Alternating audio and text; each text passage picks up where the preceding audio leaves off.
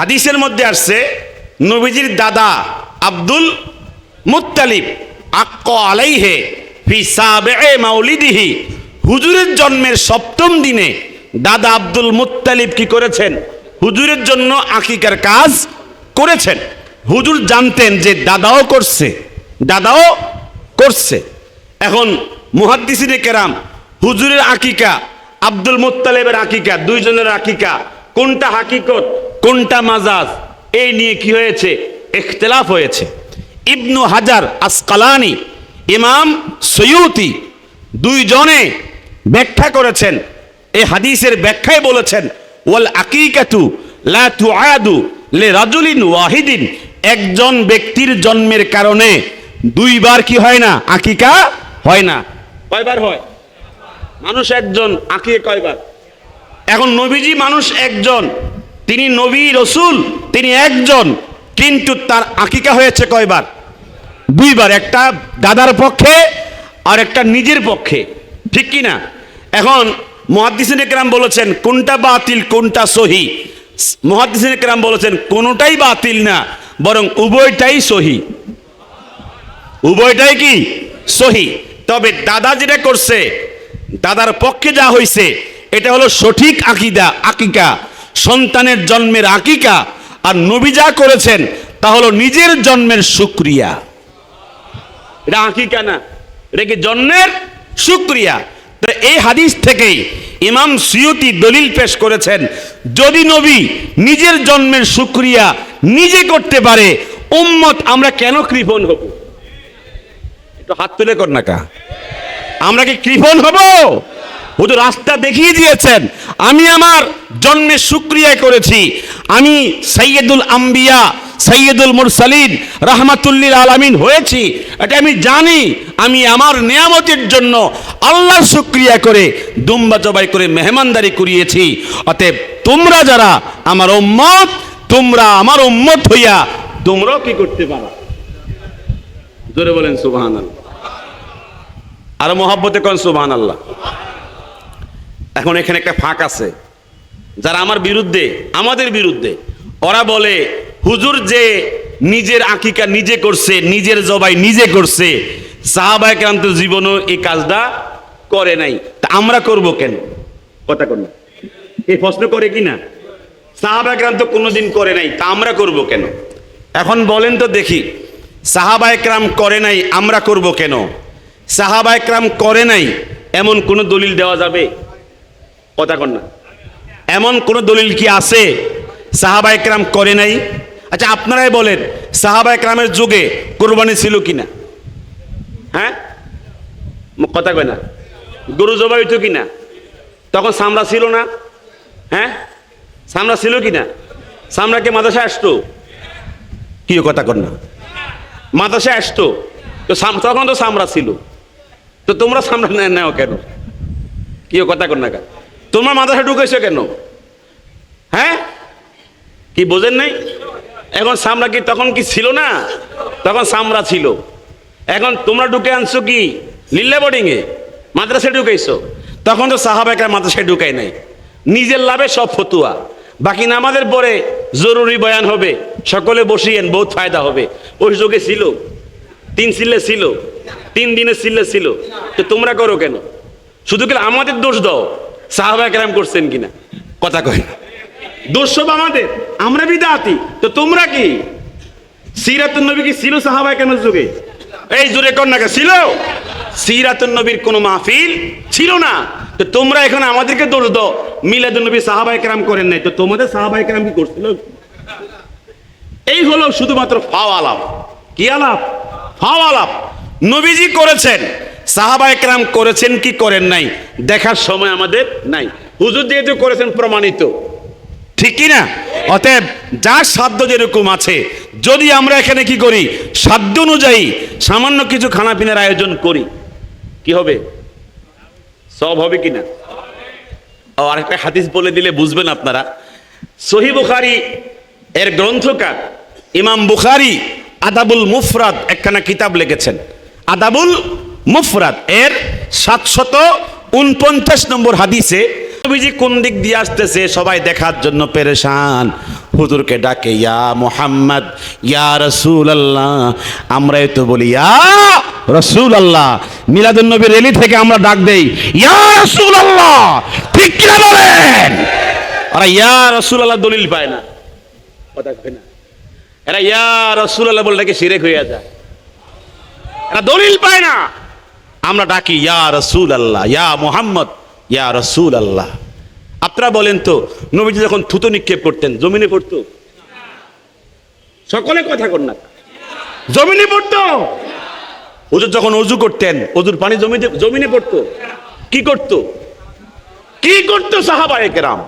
থুতু নিক্ষেপ করলে সাহাবায়ে কেরাম থুতু মোবারক এগুলো গায়ে রাখতেন। আপনি আমার নবীকে পান নাই, আমি পাই নাই। হুজুরের জন্য রাস্তায় নেমে স্লোগান দিলে হারাম মনে করো তোমরা। তোমার নেতার জন্য তুমি স্লোগান দাও, আমার নবীর জন্য স্লোগান দেওয়া তোমার তৌফিক হলো না। আল্লাহ তোমাকে তৌফিক দান করুন, এটা আমিন বলেন জোরে।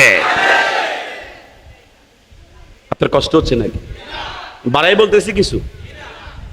পাইউনা দাও ইউনা দুনা, ডাকতেছি ইয়া রাসূলুল্লাহ, ইয়া মুহাম্মদ, ইয়া রাসূলুল্লাহ। জোরে বলেন সুবহানাল্লাহ। সবচেয়ে আশ্চর্যের হাদিস হলো ইমাম বুখারী। কে? ইমাম বুখারী। তিনি তার বুখারী শরীফের মধ্যে হাদিস বর্ণনা করেছেন। হাদিস খানা হলো নবীজির সাহাবায়ে কেরাম এত আনন্দিত হয়েছেন, মা ফারিহু বিহি ফারহান, তারা এত বেশি আনন্দিত হয়েছেন, জীবনে তো আনন্দিত হন নাই। যখন নবীজি মদিনাতে হিজরত করেছেন সমস্ত সাহাবায়ে কেরাম মদিনার অলিতে গলিতে নেমে গেছে।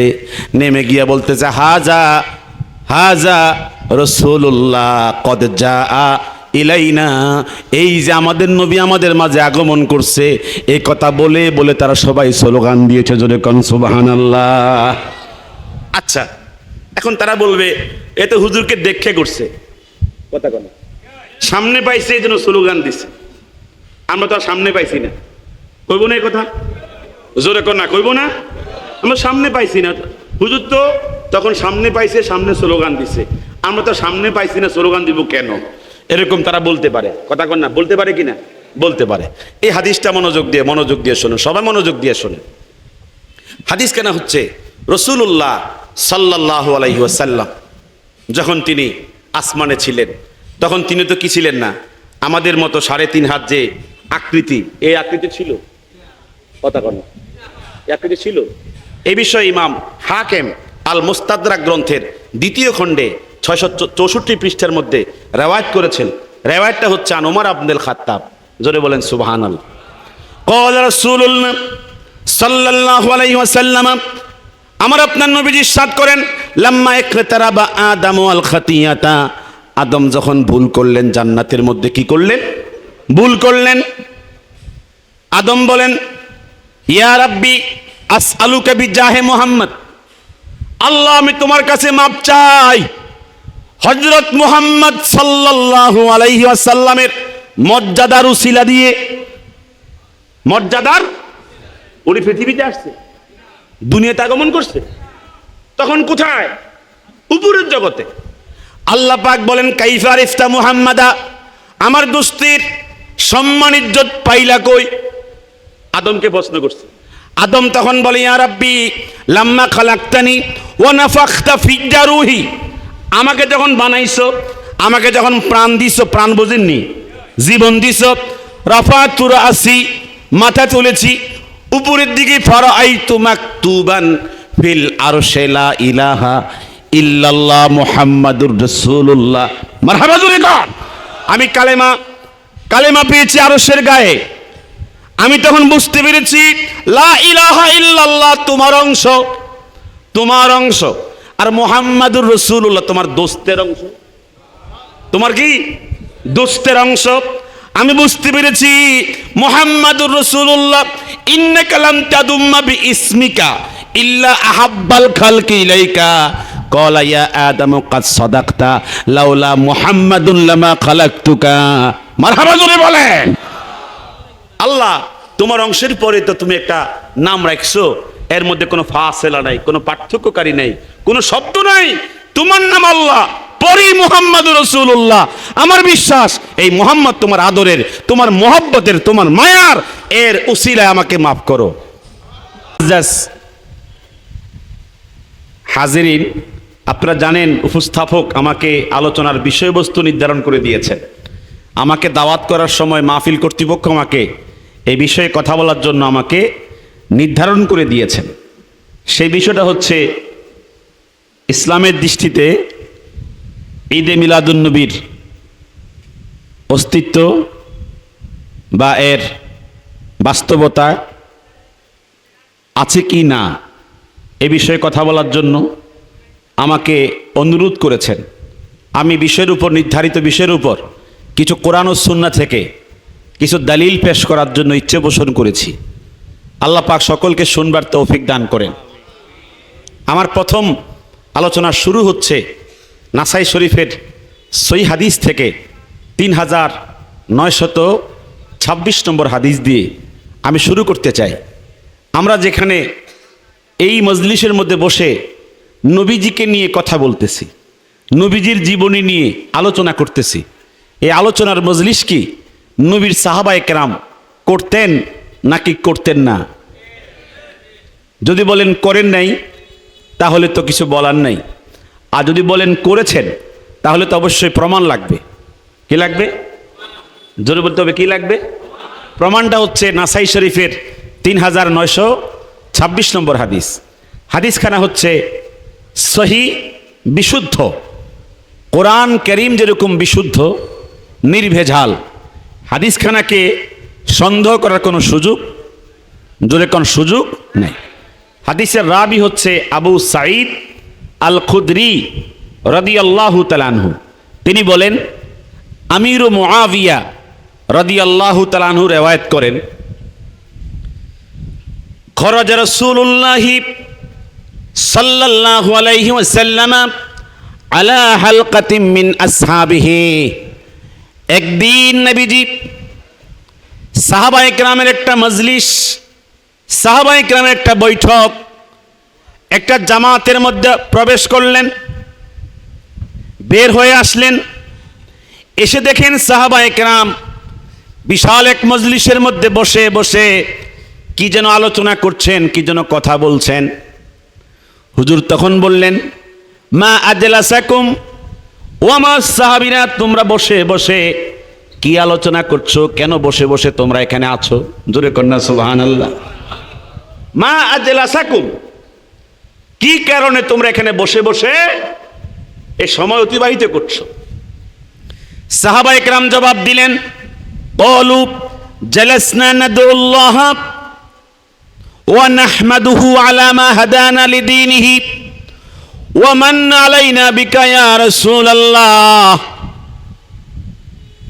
সাহাবায়ে কেরাম জবাব দিলেন, ইয়া রাসূলুল্লাহ, আমরা বসে বসে সবাই মিলে নাদউল্লাহ, আল্লাহ পাকের কাছে দোয়ারত আছি। কি রত? জোরে কোন কি রত? আমরা দোয়া করছি কার কাছে? জোরে বলেন না, কার কাছে? ওয়া নাহমাদুহু, এবং আল্লাহ পাকের প্রশংসা করছি, আলা মা হাদানা লিদীনিহি, এজন্য প্রশংসা করছি আল্লাহ তাআলা তিনি দয়া করেছেন আমাদের উপরে, আমাদের উপর দয়া করে তিনি দ্বীনের উপরে আমাদেরকে হেদায়েত দান করেছেন। জোরে কন্যা সুবহানাল্লাহ। দ্বীনের উপরে হেদায়েত দিয়েছেন কে? এজন্য আল্লাহর প্রশংসা করছি। ওয়া মান্না আলাইনা বিকা ইয়া রাসূলুল্লাহ, আল্লাহ তাআলা আমাদেরকে আপনাকে নেয়ামত বানায় পাঠাইছেন। কি বানায়? ওয়া মান্না, অনুগ্রহ করেছেন আল্লাহ, তিনি আল্লাহ অনুগ্রহ করেছেন আলাইনা, আমাদের উপরে, বিকা ইয়া রাসূলুল্লাহ, আপনার মাধ্যমে আমাদেরকে আল্লাহ পাক বিশাল নেয়ামত দিয়েছেন। এই নেয়ামতের জন্য আমরা শুকর করছি, বসে বসে নেয়ামতের শুকরিয়া আদায় করছি, আপনার প্রশংসা করছি। জোরে বলেন সুবহানাল্লাহ। আপনার কষ্ট হচ্ছে নাকি? গরম লাগতেছে বেশি? ওয়া মান্না আলাইনা বিকা ইয়া রাসূলুল্লাহ, আপনি আমাদের প্রতি মান, অনুগ্রহ, দয়া, নেয়ামত, এই নেয়ামতের শুকরিয়া আমরা সবাই মিলে আদায় করতেছি। সামনের অংশ শোনেন মনোযোগ দিয়ে। হুজুর তখন বললেন আল্লাহু আল্লাহু আজলাসাকুম ইল্লা যালিক, আল্লাহর কসম করে বলো আল্লাহ কি তোমাদেরকে এখানে বসায় রাখছেন কেবলমাত্র এই উদ্দেশ্যে, নাকি অন্য কোনো উদ্দেশ্য আছে? বুঝতেছেন কথা? আল্লাহ তাআলা তোমাদেরকে বসায় রাখছে এখানে শুধু এই উদ্দেশ্যে, নাকি অন্য কোনো উদ্দেশ্য আছে? সাহাবায়ে কেরাম জবাব দিলেন আল্লাহু, আল্লাহর কসম করে বলছি, মা আজলাসানা ইল্লা যালিক, আল্লাহ পাক এখানে বসায় রাখে নাই আমাদেরকে কেবলমাত্র শুধুমাত্র আপনার শুকরিয়ার জন্য বসায় রাখছে, আল্লাহ পাকের প্রশংসার জন্য বসায় রাখছে। জবান খুলে কন্যা সুবহানাল্লাহ। হাদিস কি বুঝতেছেন আপনারা? বুঝতেছেন? হুজুর শপথ করাচ্ছে যে তোমরা কি এই উদ্দেশ্য ছাড়া কোনো অন্য উদ্দেশ্যে এখানে বসছো? সাহাবায়ে কেরাম বললেন না, কোনো উদ্দেশ্য আমাদের নাই। জোরে বলেন সুবহানাল্লাহ। হুজুর তখন বললেন, খুব খেয়াল করে শুনেন, হুজুর তখন বললেন আমার সাবধান, ওহাবি হইও না, আমার দুশ্মন হইও না, আমার বিরুদ্ধে যেও না। শোনো তোমরা শোনো, আমার সাবধান। আতানি জিব্রিল, আমি যখন ঘরে ছিলাম আমার ঘরে জিব্রিল আসছে। কে আসছে? আমারে বলছে সাহাবায়ে কেরাম আপনার জন্য আপনার প্রশংসামূলক মজলিস কায়েম করেছে, ঠিক কি না? আপনার প্রশংসার জন্য মজলিস কায়েম করেছে, আমার প্রশংসার জন্য মজলিস কায়েম করেছে, মাহফিল কায়েম করেছে। আপনি ওদের কাছে গিয়া সংবাদ দিয়ে আসেন। আতানি জিব্রিলু, আমার নিকট জিব্রিল আমিন আসছে। ফা আখবারানি, আমাকে সংবাদ দিয়েছি, বিআন্নাল্লাহ আজ্জা ওয়া জাল্লা, আল্লাহ সুবহানাহু ওয়া তাআলা ইউবাহি বিকুমুল মালায়েকা, আল্লাহ সুবহানাহু ওয়া তাআলা আসমানে লক্ষ কোটি ফেরেশতা মণ্ডলীর জগৎ নিয়া তোমাদের জন্য গর্ববোধ করছেন, আর তোমাদের জন্য গর্ব করছেন। জোরে কোন সুবহানাল্লাহ। মানে কথাটা বোঝেন না আপনারা? তোমরা আমাকে নিয়ে কথা বলছো, তোমরা আমার শান, আমার রিসালাতকে নিয়ে কথা বলছো, আমার সিরাত নিয়ে কথা বলছো, আমার মিলাদ নিয়ে কথা বলছো, আমার শানে রিসালাত নিয়ে কথা বলছো, তোমরা আল্লাহর প্রশংসা করছো। এজন্য আল্লাহ আসমানে কোটি কোটি ফেরেশতা নিয়ে তোমাদের জন্য গর্ববোধ করছেন। এত আস্তে বলেন সুবহানাল্লাহ। এখন আপনারা আমাকে জবাব দিবেন, এইরকম মজলিসের দাম আছে না নাই? হাত তুলে বলতে হবে, আছে না নাই?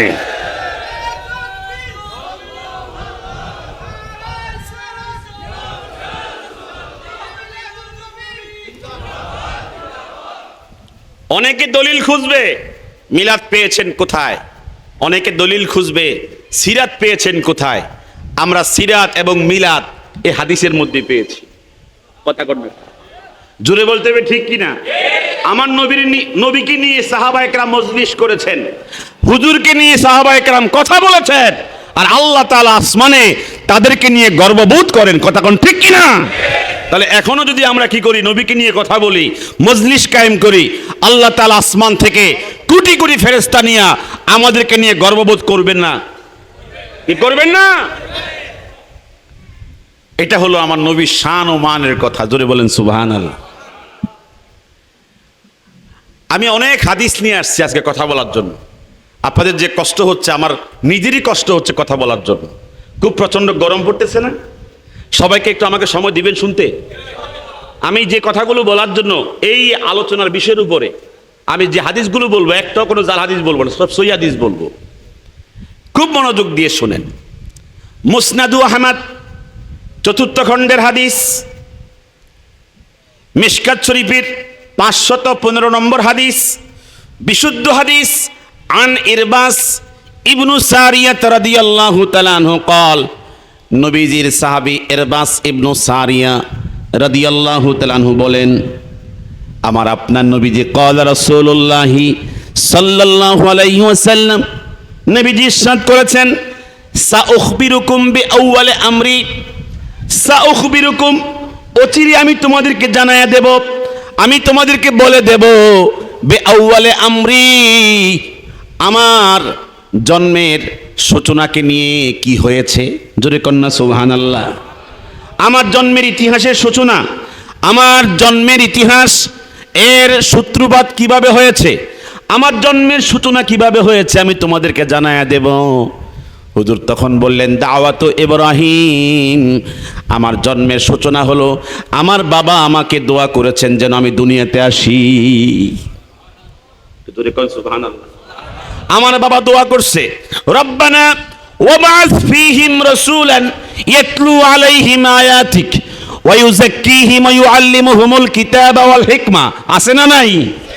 আমার আব্বা বলেছেন, আমার জন্মের প্রায় 2500 বছর পূর্বে আল্লাহ পাকের কাছে দোয়া করছে, রব্বানা, ও আমাদের রব, ওয়াবআস ফীহিম রাসূলান, আপনি মক্কার মধ্যে একজন রসুল পাঠায়া দেন, আমার সন্তান মুহাম্মদকে পাঠায়া দেন। জুড়ে বলেন সুবহানাল্লাহ। সাল্লাল্লাহু আলাইহি ওয়াসাল্লাম, আমার সন্তানটাকে পাঠায়া দেন। ইয়াতলু আলাইহিম আয়াতিক, ওই মক্কার মধ্যে আমার সন্তান মুহাম্মদ সাল্লাল্লাহু আলাইহি সাল্লাম কোরআন তেলাওয়াত করে শোনাবেন, ঠিক কি না? ওয়া ইউযাক্কিহিম, তাদের আত্মাকে পরিশুদ্ধ করাবেন, ঠিক কি না বলেন? এই দোয়া।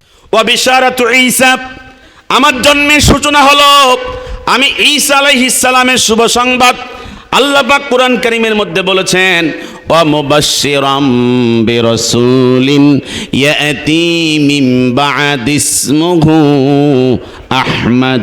জবান খুলে কন্যা সুবহানাল্লাহ।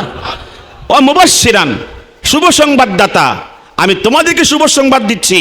ঈসা আলাইহিস সালাম বলেছেন, নবীর জন্মের 600 বছর পূর্বে বলেছেন, আমি শুভ সংবাদ দিচ্ছি আমার পরে যে নবী আসবেন তার নাম আহমদ। জবান খুলে কন্যা সুবহানাল্লাহ। ওয়া রুইয়া উম্মি, আমার জন্মের সূচনা হলো আমার মায়ের স্বপ্ন। হিনা ওয়াদাআতনি, আমার মা যখন ভূমিষ্ঠ করেছে আমাকে, রাআতনি নূরা, আমাকে জন্মের পরে দেখে আমি একটা নূর। আদাআত লাহা কুসুরুশ শাম, আমার নূরের আলোতে পারস্যের 1400 মাইল দূরে অবস্থিত সমস্ত প্রাসাদগুলোকে আলোকিত করে দিয়েছে। জোরে কোন সুবহানাল্লাহ। কোথায় আলোকিত করছে? পারস্যের 1400 মাইল দূরে অবস্থিত প্রাসাদগুলোকে। জোরে বলেন সুবহানাল্লাহ। এখন আপনারা বলেন, একটু বিবেক খাটায় বলেন, হুজুরের মিলাদের কথা হুজুর বলছিনি? কথা কর না, মিলাদের গুরুত্ব আছে বলে তো বলছে। জোরে কর না, বলছি কিনা? তা আমরা যখন মিলাদের মধ্যে পড়ি, ওয়ালাম্মা তাম্মা মিন হামলিহি সাল্লাল্লাহু আলাইহি ওয়াসাল্লামা আলা রাজিহি তিসআতে আশহুরিল কামারিয়া ও আনা লিজ্জামানে আইয়ানজালিয়া হু সাদা হাদারাত উম্মাহু লাইলাতা মাউলিদিহি আসিয়াতু ওয়া মারইয়ামু মিনাল হাদিরাতিল কুদসিয়া ওয়া আখাযাহাল মাখাত ফাওয়ালাদাতহু সাল্লাল্লাহু আলাইহি ওয়াসাল্লামা নূরান ইয়াতালাহু সিনাহু। এই যে আমরা পড়ি, হুজুরের জন্মের সময় একটা নূর জ্বলে উঠেছে, এই আলোতে ঘরটাও আলোকিত হয়েছে, পারস্যের প্রাসাদগুলোকে আলোকিত করেছে। জোরে কোন সুবহানাল্লাহ। এগুলো আমরা পড়ি না?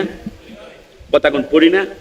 এগুলো হাদিসের বাহিরে, আমাদের বানানো, যদিও শব্দগুলো আমাদের বানানো কিন্তু হাদিসের থেকে আনা হয়েছে, ঠিক কিনা? কথা কোন ঠিক কিনা?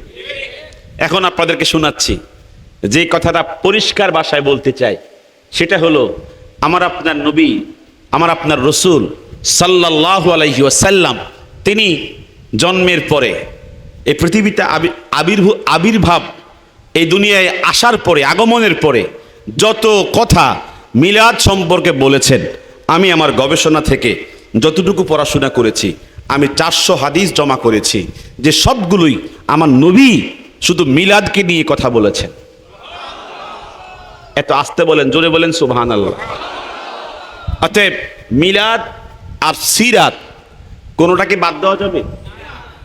ছেড়ে দেওয়া যাবে?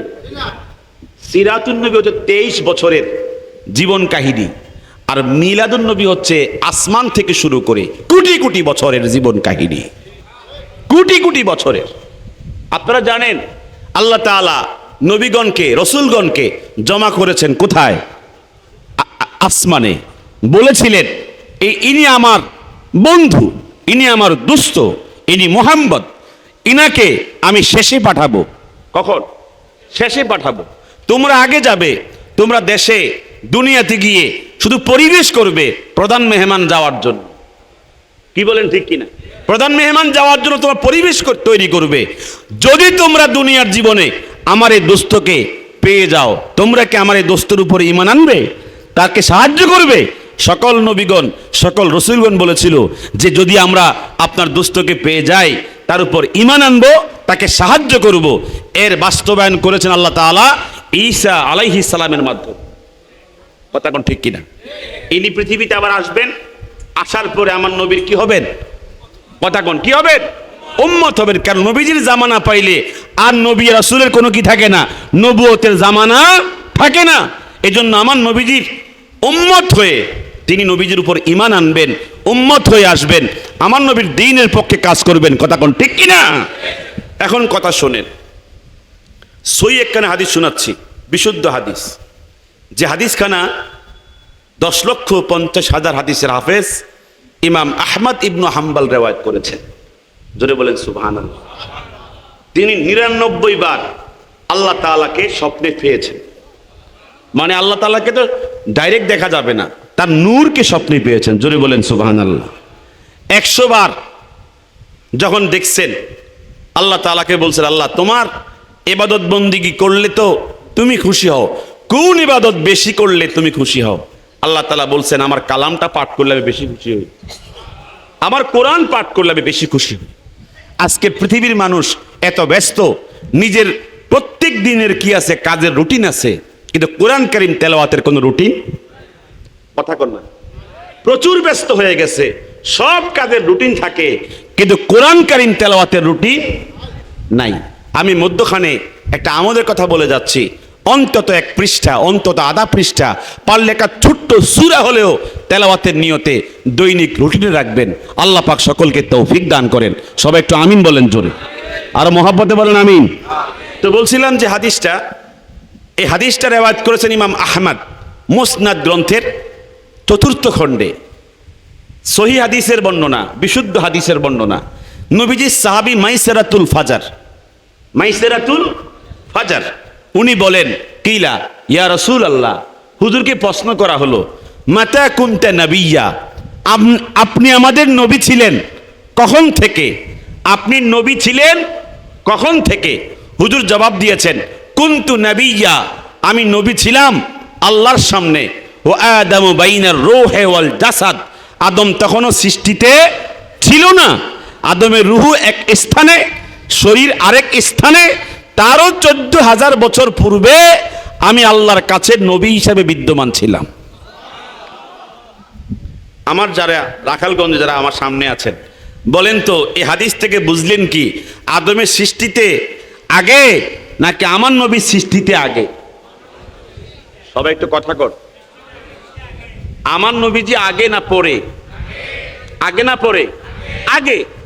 এটা মানাইতে গিয়ে কত হুজুরের সমস্যা, মানেই না। বলে কি জানেন আপনারা, বহু রকমের কথা বলে, অথচ সহি সনদের হাদিস, হুজুর নিজে বলেছেন আমি নবী ছিলাম আল্লাহর সামনে বিদ্যমান।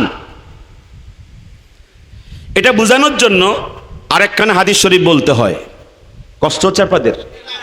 5 লক্ষ হাদিসের হাফেজ ইমাম বাইহাকি, নাম জানেন তো? ইমাম বাইহাকি, তিনি দালাইলুন নবুওয়াত এই কিতাবের 5ম খণ্ডের মধ্যে লিখেছেন। হাদিসটা সম্পর্কে আগে একটু ব্যাখ্যা করে বুঝায় দেই। এই হাদিসটা সম্পর্কে আহলে হাদিস যারা লা মাযহাবী, ওরা চোখ বন্ধ করে জাল বলে। কি বলে? জাল বলে। কিন্তু তাদের যিনি মূল ইমাম ইবনু তাইমিয়া তিনি বলেছেন, তার ছাত্র ইবনুল কাইয়িম আল জাওজিয়া, ও ছাত্রকে একদিন ক্লাসের মধ্যে বলেছেন, ও আমার ইবনুল কাইয়িম আলাইকা বিহি ফা ইন্না কুল্লাহু হুদান ওয়া নূর। আপনারা বুঝতে কষ্ট হবে হয়তোবা, আমি বুঝিয়ে দিচ্ছি। তিনি ক্লাসে বলছিলেন ছাত্র ইবনুল কাইয়িম আল জাওজিয়াকে, ও আমার ইবনুল কাইয়িম, আমার ছাত্র, তোমার উচিত ইমাম বাইহাকির দালাইলুন নবুওয়াত এই কিতাবটা আগাগোড়া সবটা পড়া এবং সবটা ইয়াদ করা, কারণ এই কিতাব তোমাকে হেদায়েত দিবে, এই কিতাব তোমাকে আলোকিত করবে। এটা কে বলছে? ইবনে তাইমিয়া। কে বলছে? ছাত্রকে বলছে। এখন এই ছাত্রকে বলছে তুমি এই কিতাব দালাইলুন নবুয়ত এটা আগাগোড়া সবটাই পড়ো, কারণ সবটাই তোমাকে হেদায়েত দিব, সবটা তোমাকে কি করবে? আলোকিত করবে। এই কিতাবের ভিতরেই যে হাদিসটা এখন পড়তেছি এটা আছে, তাহলে বোঝা যায় ইবনে তাইমিয়ার মতে এই হাদিসটা নূর, এই হাদিসটা আলোকিত, এই হাদিসটা হেদায়েতের কারণ। কথা কোন ঠিক কিনা? হাদিসটা কি কইতাম নি নাকি এখনো বোঝেন না কথাটা? এটা কিন্তু এলমি কথা, এটি ওই কামেল ফাজেলে বললে হেরা ভালো করে বোঝে, কিন্তু আমি মনে করি যে সাধারণ লোকের সামনে বুঝে কইতে পারলে তারাও বুঝবো। কি অসুবিধা কি? বুঝতে কি সমস্যা আছে? এই হাদিসটা কি শোনেন। আন আবি হুরায়রা রাদিয়াল্লাহু তাআলা আনহু قال قال رسول الله صلى الله عليه وسلم لما خلق الله آدم خير لآدم بنيه فجعل يرى فضائل بعضهم على بعض فرأى نورا ساطعا على أسفلهم فقال يا ربي من هذا؟ قال هذا أحمد ومحمد هو الأول والآخر وهو أول شافع وأول مشفع জোরে বলেন না সুবহানাল্লাহ। নাসিরউদ্দিন আলবানী, এটা যারা এই বিষয়ে গবেষণা আছে তারা জানে, উনি চেষ্টা করছিল হাদিসটাকে কোন রকম জাল বইলে দেওয়ার জন্য। কি বইলে দেওয়ার জন্য? জাল বলছে জয়ীফ, বলছে কি জয়ীফ। উনি পারলে জালি বলতে পারতো, কিন্তু সাহস করে আর সামনে আগাইতে পারে নাই, কারণ তার ইমামতে ইবনু তাইমিয়া এটাকে নূর বলে গেছে, এটা হেদায়েত বলে গেছে। জোরে বলেন সুবহানাল্লাহ। অনুবাদটা মনোযোগ দিয়ে শুনেন। আবু হুরায়রা রাদিয়াল্লাহু তাআলা আনহু বলেন قال رسول الله সাল্লাল্লাহু আলাইহি ওয়াসাল্লাম, আমার আপনার নবীজি ইরশাদ করেছেন, লাম্মা খালাকাল্লাহু আদামা, আল্লাহ পাক যখন আদমকে বানালেন, জোরে কোন কাকে বানালেন? সবাই একটু জোরে কোন কাকে বানালেন? আদমকে যখন বানালেন, খায়রা লি আদামা বানিহে, আল্লাহ পাক আদমকে সুযোগ দিলেন যেন আদম তার সন্তানদেরকে একবার দেখতে পারে। সন্তান মানে আমরা, সন্তান মানে কারা? আমাদেরকে একবার দেখার জন্য সুযোগ দিছে কে? তো এখন ডান দিকে তাকায়, বাম দিকে তাকায়, এরা সব জান্নাতি, এরা সব জাহান্নামী। বুঝতেছেন? ডান দিকে সব কি আর বাম দিকে ফাজালা ইয়ারা ফাদাইলা বাদিহি আলা বাদ। আদম আলাইহিস সালাম বলেন, আমি তাকায়া দেখি জান্নাতীদের মধ্যে কারো সম্মান অনেক উপরে, কারো সম্মান আরো অনেক বেশি। এদের ভিতরে ফারা নূরান সাতিয়ান আলা আসফালিহিম, আদম আলাইহিস সালাম একটা নূরের বাতি দেখলেন, প্রজ্বলিত নূরের খণ্ড দেখলেন। জোরে কোন সুবহানাল্লাহ। নূরান সাতিয়ান, সাতে মানে আলোকিত, প্রজ্বলিত, নূরান্বিত একটা খণ্ড, নূর জ্বলতেছে। কি জ্বলতেছে? আদম আল্লাহ তাআলাকে বলেন, ইয়া রাব্বি মান হাযা, এই নূর, এই আলোকখণ্ড, এই নূরের টুকরাটাকে? আল্লাহ পাক জবাব দেয়, হাযা আহমাদু ওয়া মুহাম্মদ, এই নূরের টুকরা আমার বন্ধু আহমদ, আমার বন্ধু মুহাম্মদ। জবান খুলে কন্যা সুবহানাল্লাহ। হুয়াল আউয়াল, এটা আমার প্রথম সৃষ্টি, আমার প্রথম সৃষ্টি। ওয়াল আখির, যাবে দুনিয়ায় শেষে। ওয়া হুয়া আউয়ালু শাফে, হাসরের মাঠেও প্রথম, আকাশেও প্রথম। ঠিক কিনা?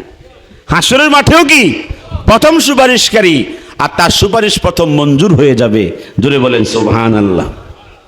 এই হাদিস থেকে আমি পরিষ্কার বুঝালাম যে নবীজি আল্লাহর কাছে অস্তিত্ব ছিল নাকি?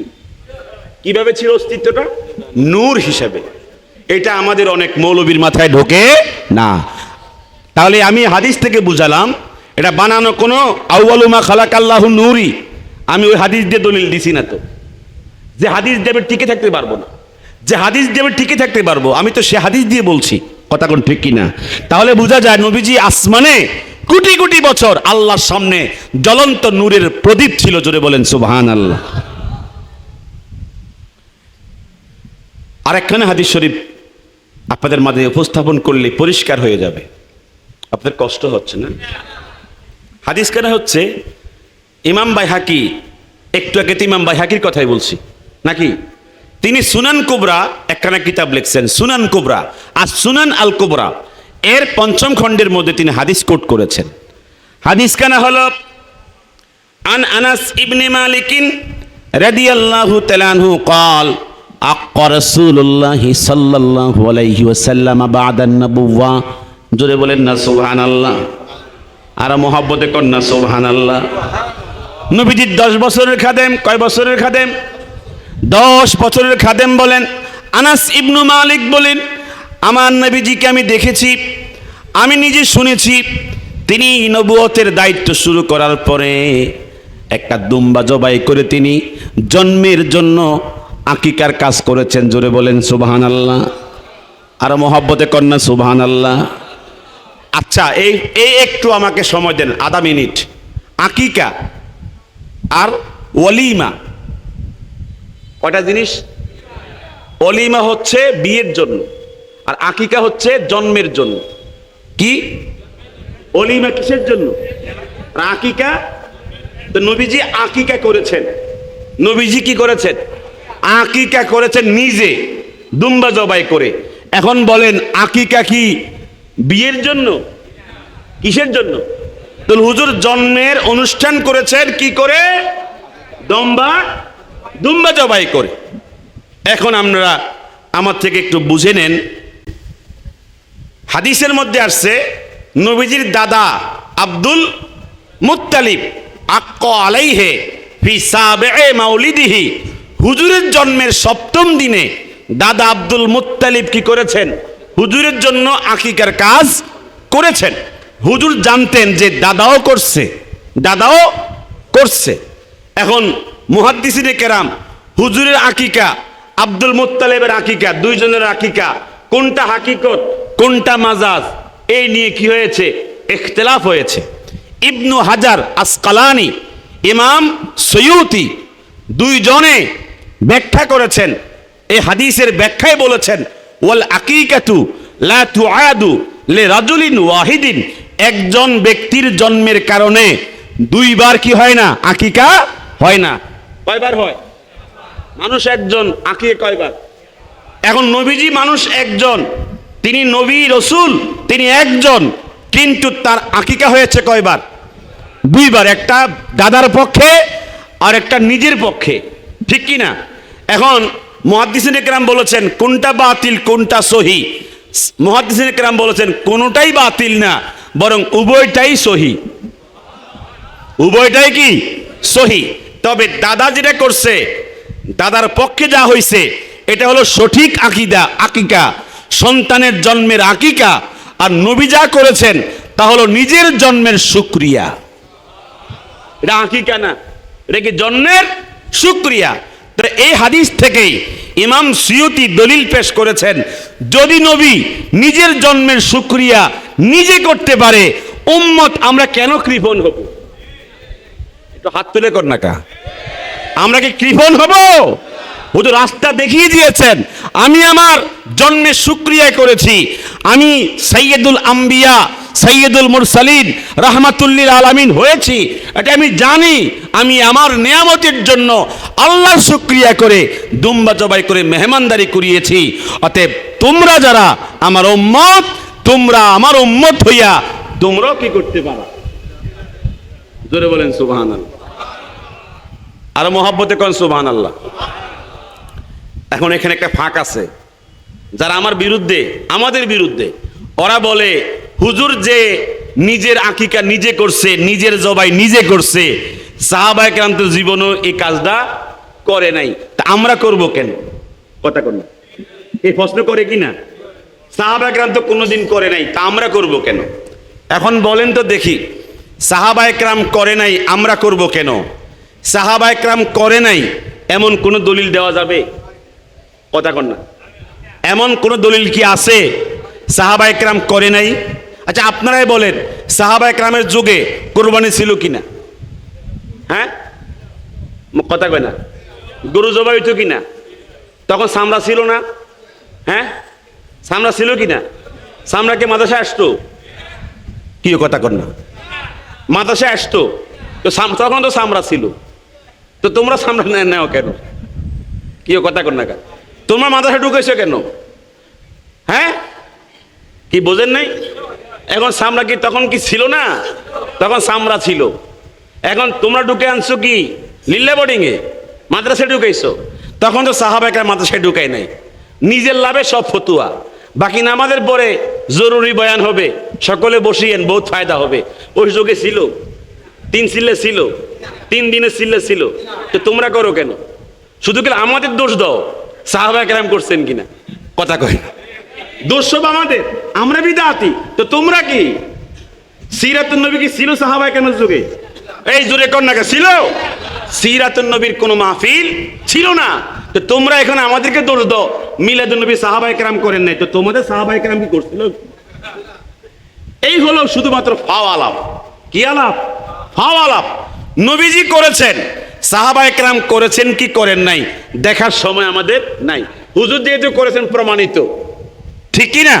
অতএব যার সাধ্য যেরকম আছে, যদি আমরা এখানে কি করি, সাধ্য অনুযায়ী সামান্য কিছু খানা পিনার আয়োজন করি, কি হবে? সব হবে কিনা? ও আরেকটা হাদিস বলে দিলে বুঝবেন আপনারা। সহিহ বুখারী এর গ্রন্থকার ইমাম বুখারী আদাবুল মুফরাদ একখানা কিতাব লিখেছেন। আদাবুল মুফরাদ এর 749 নম্বর হাদিসে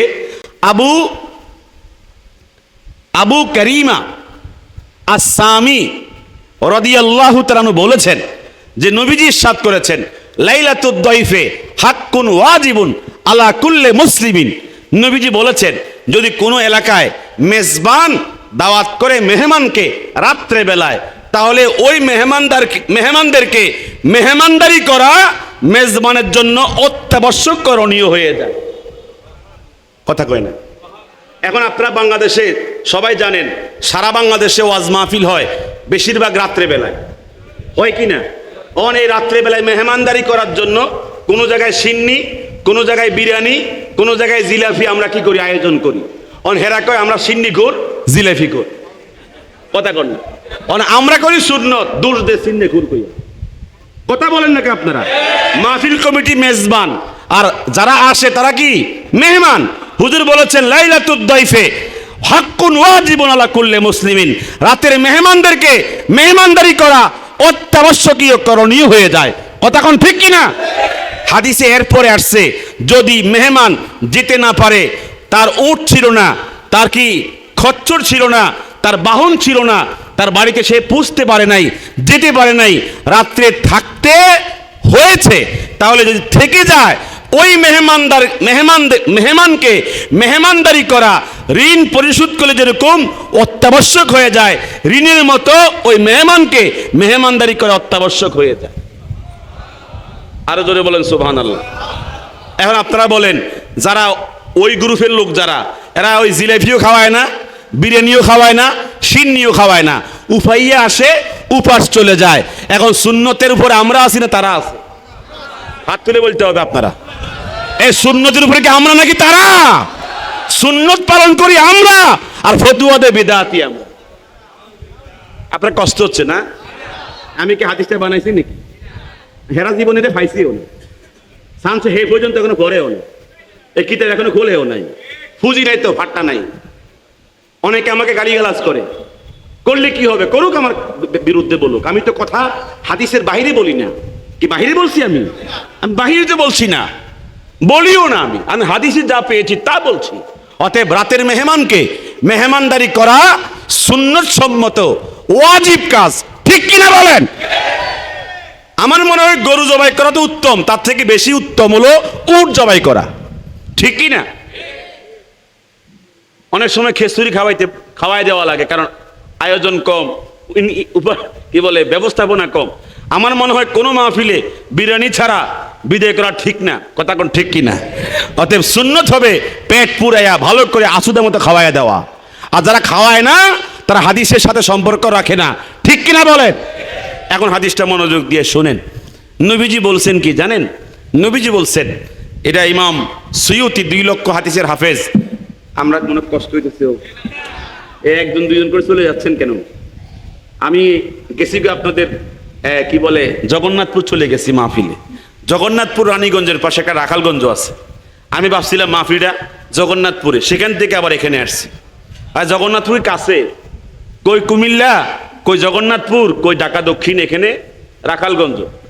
আমি গেছি কি সেখানে মাগরিবের পরে সেখানে বুঝে গেছি। পরে ফোন দিছে, বলতেছে আমাদের এটা তো ইলাইগঞ্জের পাশে রাখালগঞ্জ। অনেক কষ্ট হয়েছে আসতে, না খেয়ে এখানে চলে আসছি, মাহফিল করতেছি। আপনারা যে একজন দুজন করে চলে যাচ্ছেন বিদায় দিয়া, আপনারা বসতেন না আমার সামনে? কি বলতেন না কিছু হাদিস? কি বলতাম না কিছু হাদিস? কি খারাপ লাগতেছে আপনাদের? আমি তো কিসসা কাহিনী আর গজল টানতেছি না, হাদিস না বলতেছি। আল্লাহ পাক শুনবার তৌফিক দান করেন। জোরে জোরে একটা আমিন দেন, আর মোহাব্বতে কর না আমিন।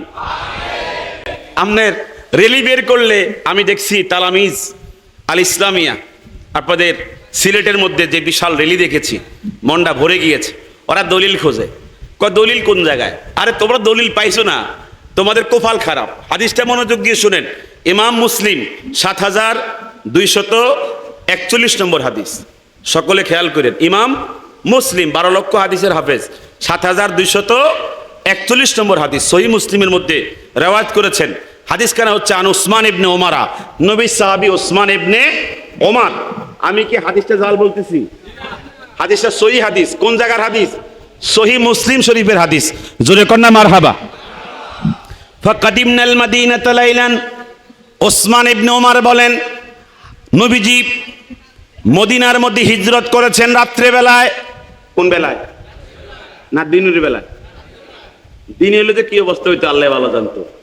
মজার হাদিস, খুব সামনে বুঝবেন মজাটা কতটুকু বেশি। খুব মজার হাদিস। কষ্ট হচ্ছে নাকি আপনার? খুব মজার হাদিস। হুজুর হিজরত করছে কখন? রাত্রে না দিনে? কাদিমনাল মাদিনাতা লাইলান, আমরা মদিনায় হিজরত করলাম, মদিনায় আগমন করলাম রাত্রিবেলায়। ফাতানাজাউ, সাহাবায়ে কেরাম, আনসার সাহাবায়ে কেরাম লড়াই লিপ্ত হয়েছে, লড়াইয়ে লিপ্ত হয়েছে। আইয়ুহুম ইয়ানজিলু আলাইহি রাসূলুল্লাহ সাল্লাল্লাহু আলাইহি ওয়াসাল্লামা, নবীজি কার বাড়িতে অবস্থান করবেন, কার ঘরে উঠবেন, কার ঘরে রাত্রি যাপন করবেন, এই নিয়ে সাহাবায়ে কেরাম লড়াইয়ে লিপ্ত হয়ে গেছে। সবাই চায় তার ঘরে বরকত নিক। জোরে কোন সুবহানাল্লাহ। তার ঘরে বরকত দিক। হুজুরকে ঘরে নেওয়ার জন্য সবাই লড়াই লেগে গেছে। ফাকালা, হুজুর বললেন আনজিলু আলা বানিন নাজ্জার ওয়ালা আব্দুল মুত্তালিব। আনজিলু, আমি অবতরণ করব, রাত্রি যাপন করব, অবস্থান করব আলা বানিন নাজ্জার, বনুন নাজ্জার গোত্রে, আখওয়ালে আব্দুল মুত্তালিব, আমার আব্দুল মুত্তালিব আমার দাদার বংশের তারা, তাদের ঘরে যাওয়া আমার জন্য বেশি হকদার। জোরে কন্যা সুবহানাল্লাহ। হাদিস কি বুঝতেছেন? আমি তো এবারও ছড়া বলতে পারতাম। এবারত বলি কি জন্য জানো? তারা বুঝে যে এবারত আমাদের দলিল কি ঠিক আছে। আমি কি ভুল কইতেছি নাকি? নাকি জবর ঠিক আছে, ঠিক নেই? হ্যাঁ ঠিক আছে, তো হুজুরও তোমার পাশে আছে। তখন নবীজি এই সিদ্ধান্ত দিয়ে দিছে, আমি তো বনু নাজ্জার গোত্রে যাব। ফাসাইদার রিজালু ওয়ান নিসাউ ফাওকাল বুয়ুত ওয়া তাফাররাকাল গিলমান ওয়াল খুদ্দামু ফিত তুরুক ফায়ুনাদুনা ইয়া রাসূলুল্লাহ ইয়া মুহাম্মদ তালাল বাদরু আলাইনা মিন সানিয়াতিল ওয়াদা। জবান খুলে কোন সুবহানাল্লাহ। কি মজার কথা! এ রাতের বেলায় হুঁশ হারায় ফেলছে, দিক হারায় ফেলছে। আনন্দের ঢেউ, আনন্দের জোয়ারে সবার মাথা এখন ঠিক নাই। ফাসাইদার রিজালু ওয়ান নিসাউ ফাওকাল বুয়ুত, পুরুষেরা মহিলারা, পুরুষ মহিলারা ছাদে উঠছে। কোথায় উঠছে? ছাদে, গাছে। এখন তো সিঁড়ি আছে, তখন তো সিঁড়ি ছিল না। যে যেমনি পারছে, কেউ ছাদে গেছে, কেউ গাছের উপরে গেছে। আর ওয়া তাফাররাকাল গিলমান ওয়াল খুদ্দামু, অল্প বয়সী তরুণ তরুণী যারা, বালক বালিকা যারা, সবাই রাস্তার মধ্যে নেমে গেছে। সবাই রাস্তার মধ্যে নেমে গেছে। অলিতে গলিতে গিয়া তারা মিছিল শুরু করেছে। তলাল বাদরু আলাইনা মিন সানিয়াতিল বিদা ওয়াজাবা শুকরু আলাইনা মা দাআ লিল্লাহি দা। মারহাবা জোরে কও। ওরা স্লোগান তৈরি করছে। কি তৈরি করছে? স্লোগান তৈরি করছে। কি স্লোগান তৈরি করছে? মদিনার উপরে আজকে আসমানে চাঁদ নাই, চাঁদ আকাশে নাই, পূর্ণিমার চাঁদ 15তম রাত্রির পূর্ণিমার চাঁদ আসমানে নাই, আসমান থেকে নেমে গেছে, নেমে মদিনার মধ্যে উদিত হয়েছে। আকাশের চাঁদ মদিনায় উদিত হয়েছে। আমাদের আমার স্লোগানের অর্থ কি হবে? নারায়ে তাকবীর, আল্লাহু আকবার, নারায়ে রিসালাত, ইয়া রাসূলুল্লাহ। কিন্তু আমার নবীর সাহাবায়ে কেরাম স্লোগান সাজিয়েছে, তলাল বদরু আলাইনা, আকাশের চাঁদ নেমে গেছে, মদিনায় উদিত হয়েছে। কথা কোন ঠিক কি না? কি চমৎকার স্লোগান!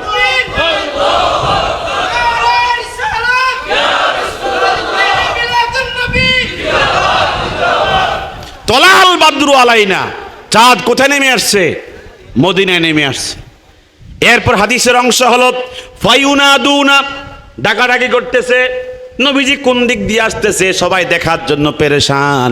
হুজুরকে ডাকে, ইয়া মুহাম্মদ, ইয়া রাসূলুল্লাহ। আমরা তো বলি ইয়া রাসূলুল্লাহ, মিলাদুন নবী র্যালি থেকে আমরা ডাক দেই ইয়া রাসূলুল্লাহ, ঠিক কি না বলেন? আরে ইয়া রাসূলুল্লাহ দলিল পায় না, কথা কয় না। এরা ইয়া রাসূলুল্লাহ বলটাকে শিরক হয়ে যায়, এরা দলিল পায় না। আমরা ডাকি ইয়া রাসূলুল্লাহ, ইয়া মুহাম্মদ, ইয়া রাসূলুল্লাহ। আপনারা বলেন তো, নবীজি যখন থুতু নিক্ষেপ করতেন জমিনে পড়তো? সকলে কথা কর না, জমিনে পড়তো? হুজুর যখন ওযু করতেন, ওযুর পানি জমিনে পড়তো? কি করতো? কি করতো সাহাবায়ে কেরাম? থুতু নিক্ষেপ করলে সাহাবায়ে কেরাম থুতু মোবারক এগুলো গায়ে রাখতেন। আপনি আমার নবীকে পান নাই, আমি পাই নাই। হুজুরের জন্য রাস্তায় নেমে স্লোগান দিলে হারাম মনে করো তোমরা। তোমার নেতার জন্য তুমি স্লোগান দাও, আমার নবীর জন্য স্লোগান দেওয়া তোমার তৌফিক হলো না। আল্লাহ তোমাকে তৌফিক দান করুন। একটা আমিন বলেন জোরে। আপনার কষ্ট হচ্ছে নাকি? বাড়াই বলতেছি কিছু। ফায়ুনা দাও ইউনা দুনা, ডাকতেছে ইয়া রাসূলুল্লাহ, ইয়া মুহাম্মদ, ইয়া রাসূলুল্লাহ। জোরে বলেন সুবহানাল্লাহ। সবচেয়ে আশ্চর্যের হাদিস হলো ইমাম বুখারী। কে? ইমাম বুখারী। তিনি তার বুখারী শরীফের মধ্যে হাদিস বর্ণনা করেছেন। হাদিস খানা হলো, নবীজির সাহাবায়ে কেরাম এত আনন্দিত হয়েছেন, মা ফারিহু বিহি ফারহান, তারা এত বেশি আনন্দিত হয়েছেন, জীবনে তো আনন্দিত হন নাই। যখন নবীজি মদিনাতে হিজরত করেছেন, সমস্ত সাহাবায়ে কেরাম মদিনার অলিতে গলিতে নেমে গেছে, নেমে গিয়ে বলতেছে হাজা হাজা রাসূলুল্লাহ কদ জাআ ইলাইনা, এই যে আমাদের নবী আমাদের মাঝে আগমন করছে, এই কথা বলে বলে তারা সবাই স্লোগান দিয়েছে, জোরে কোন সুবহানাল্লাহ। আচ্ছা, এখন তারা বলবে এ তো হুজুরকে দেখে করছে, কথা কোন সামনে পাইছে এই জন্য স্লোগান দিছে, আমরা তো আর সামনে পাইছি না। কইব না এই কথা? জোরে কোন না, কইব না? আমরা সামনে পাইছি না, হুজুর তো তখন সামনে পাইছে, সামনে স্লোগান দিছে, আমরা তো সামনে পাইছি না, স্লোগান দিব কেন? এরকম তারা বলতে পারে, কথা কোন না? বলতে পারে কিনা? বলতে পারে। এই হাদিসটা মনোযোগ দিয়ে শোনো, সবাই মনোযোগ দিয়ে শোনে। হাদিস কেন হচ্ছে, রাসূলুল্লাহ সাল্লাল্লাহু আলাইহি ওয়াসাল্লাম যখন তিনি আসমানে ছিলেন, তখন তিনি তো কি ছিলেন না, আমাদের মতো 3.5 হাত যে আকৃতি, এই আকৃতি ছিল, কথা কোন না? এই আকৃতি ছিল। এই বিষয়ে ইমাম হাকিম আল মুস্তাদরাক গ্রন্থের 2য় খণ্ডে 664 পৃষ্ঠার মধ্যে রিওয়ায়াত করেছেন। রিওয়ায়াতটা হচ্ছে আন উমর ইবনুল খাত্তাব। জোরে বলেন সুবহানাল্লাহ। ক্বালা রাসূলুল্লাহ সাল্লাল্লাহু আলাইহি ওয়াসাল্লাম, আমার আপনার নবীজি ইরশাদ করেন, লাম্মা ইকতারাবা আদম ওয়াল খাতিয়াতা, আদম যখন ভুল করলেন, জান্নাতের মধ্যে কি করলেন? ভুল করলেন। আদম বলেন, ইয়া রাব্বি আসআলুকা বিজাহে মুহাম্মদ, আল্লাহ আমি তোমার কাছে মাপ চাই হযরত মুহাম্মদ সাল্লাল্লাহু আলাইহি ওয়াসাল্লামের মর্যাদার উসিলা দিয়ে। মর্যাদার, উনি পৃথিবীতে আসছে, দুনিয়াতে আগমন করছে। তখন কোথায়? উপরের জগতে। আল্লাহ পাক বলেন কাইফা আরিফতা মুহাম্মাদা, আমার দোস্তির সম্মান ইজ্জত পাইলা কই? আদমকে প্রশ্ন করছে। আদম তখন বলে ইয়া রাব্বি লাম্মা খালাকতানি ওয়া নাফাখতা ফিয়া রূহি, আমাকে যখন বানাইছো, আমাকে যখন প্রাণ দিছো, প্রাণ বোঝেননি, জীবন দিছো, রাফাতু রাসি, মাথা তুলেছি উপরের দিকে, ফারাআইতু মাকতুবান ফিল আরশি লা ইলাহা ইল্লাল্লাহ মুহাম্মাদুর রাসূলুল্লাহ। মারহাবা জোরে কর। আমি কালেমা পেয়েছি আরশের গায়ে। আমি তখন বুঝতে পেরেছি লা ইলাহা ইল্লাল্লাহ তোমার অংশ, তোমার অংশ, আর মুহাম্মাদুর রাসূলুল্লাহ তোমার দোস্তের অংশ। তোমার কি? দোস্তের অংশ। আমি বুঝতে পেরেছি মুহাম্মাদুর রাসূলুল্লাহ ইন্নাকা লাম তাদুম্মা বিইসমিকা ইল্লা আহাব্বাল খালকি ইলাইকা ক্বালা ইয়া আদামু কাদ সাদাকতা লাউলা মুহাম্মাদুন লামা খালাকতুকা। মারহাবা জোরে বলেন। আল্লাহ তোমার অংশের পরে তো তুমি একটা নাম রাখছো, এর মধ্যে কোনো ফাসেলা নাই, কোনো পার্থক্যকারী নাই, কোনো শব্দ নাই। তোমার নাম আল্লাহ, পরেই মুহাম্মাদুর রাসূলুল্লাহ। আমার বিশ্বাস এই মুহাম্মদ তোমার আদরের, তোমার মহব্বতের, তোমার মায়ার, এর উসিলায় আমাকে মাফ করো। আল্লাহ পাক বলেন হ্যাঁ মাফ করলাম। এই মুহাম্মদকে না সৃষ্টি করলে তোকে বানাতাম না। তাহলে বোঝা যায় অস্তিত্ব না থাকলেও, সামনে না থাকলেও তাজিম করে কিছু করা যায়। আমার বাবা করেছেন, নবীজিকে তো সরাসরি পায় নাই, কিন্তু ওই তাজিম, ওই আজমত জেনে হুজুরের উসিলা দিয়ে দোয়া করছে। ক্ষমা করছে কে? তা আমরা রসুলকে দেখি নাই, পাই নাই, কিন্তু আমার নবীর জন্য আমরা নাম শুনেছি, তার আজমত শুনেছি। তার জন্য স্লোগান দিলে পরে, র্যালি করলে পরে, মিছিল দিলে পরে হারাম হবে এমন কোন প্রমাণ দেখানোর ক্ষমতা কারো? হাত তুলে কোন ক্ষমতা কারো? কষ্ট হচ্ছে? আচ্ছা, জন্মের কিছু কথা বলছি। ইমাম সুয়ুতি রিওয়ায়াত করেছেন, 2 লক্ষ হাদিসের পণ্ডিত। ওয়াদা জুবহাতাহু আলাল আরদে সাজেদা, হুজুর যখন জন্মগ্রহণ করছে কোফাল বোঝেননি, জমিনের মধ্যে ফালাই দিছে, সেজদার মধ্যে পড়ে গিয়া ফাকালা আল্লাহু আকবার কাবীরা ওয়ালহামদুলিল্লাহি কাসীরা, জবান খুলে কোন সুবহানাল্লাহ। হুজুরের জন্মের পরে কোপাল জমিনে ঠেকায় দিয়া সেজদার মধ্যে গিয়া বলে আল্লাহ তুমি মহান, আর তোমারই প্রশংসা করছি। জোরে বলেন সুবহানাল্লাহ। ইবনু সাদ 1 লক্ষ হাদিসের হাফেজ, তিনি রিওয়ায়াত করেছেন। কষ্ট হচ্ছে না তো? হুজুর যখন 40 দিন, 1 মাস 10 দিন গেছে, মায়ের পাশে হুজুর ঘুমিয়ে আছেন। হামজা, আবু তালেব হুজুরকে দেখার জন্য আসছে। সাথে ছোট ছিল আব্বাস, অনেক ছোট ছিল। সাথে ছিল কি আবু লাহাব, এরা সবাই আসছে দেখার জন্য। হুজুর পূর্ণিমার চাঁদের সাথে কেন কথা বলতেছে, এরা কেউ মানে কেউ মানে না। হামজা বলে আমাদের বাতিজা তো পূর্ণিমার চাঁদের সাথে কথা বলতেছে। আবু লাহাব কহ তুই চোখে কম দেখস। কথা বুঝতেছেন আপনার? হাদিসে এই শব্দগুলো নাই, আমি বুঝানোর জন্য ব্যাখ্যা করে বলতেছি। কথা কর না, হেতে বিশ্বাস করে না। কোনতে? আবু লাহাবে। তো নবীজি বিশ্বাস হয় না। হুজুর তখন মুস্কি মুস্কি হাসতেছে, চাঁদের সাথে কি করতেছে? মুস্কি হাসতেছে। তো হামজা বলে কিরে আবু লাহাব, কিরে আবু তালেব, এই যে দেখোস না বাতিজা মুস্কি মুস্কি হাসতেছে। কয় আয়ো, বাচ্চারা তো এরকমই করে, বাচ্চারা তো কখনো হাসে কখনো কান্দে। তাই নাকি? হুজুর তখন বুঝছে ও করে বিশ্বাস করাইতে হলে আরো কিছু শক্ত দলিল দেখাইতে হবে। হুজুর এই আঙ্গুলি তুলছে। কোন আঙ্গুলি তুলছে? এটা কি বলে?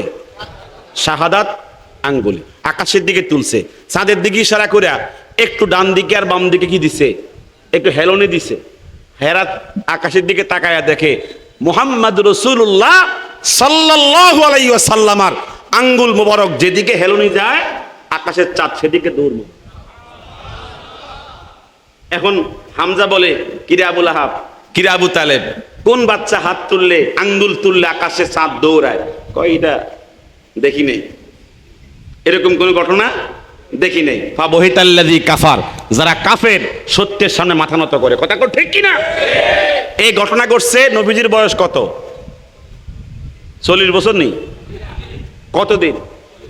এখন আব্বাস ইবনে আব্দুল মুত্তালিব ভাইদের কাছে এই কাহিনী শুনছে। তিনি যখন ইসলাম গ্রহণ করছে, নবীজির প্রশ্ন করছে, হুজুর আমার ভাইয়েরা আমারও লয়ে গেছিল, আমি ছোট ছিলাম, তা আপনি নাকি এরকম 40 দিন বয়সে এরকম একটা ক্ষমতা দেখাইছিলেন। তখন আব্বাস বলে, হ্যাঁ। এখন সমস্যা কি? সমস্যা হলো যে আপনি যে এত ছোট বয়সে আকাশের চাঁদের সাথে এই কাহিনী করছেন, আপনি ক্ষমতা পাইলেন কার কাছে?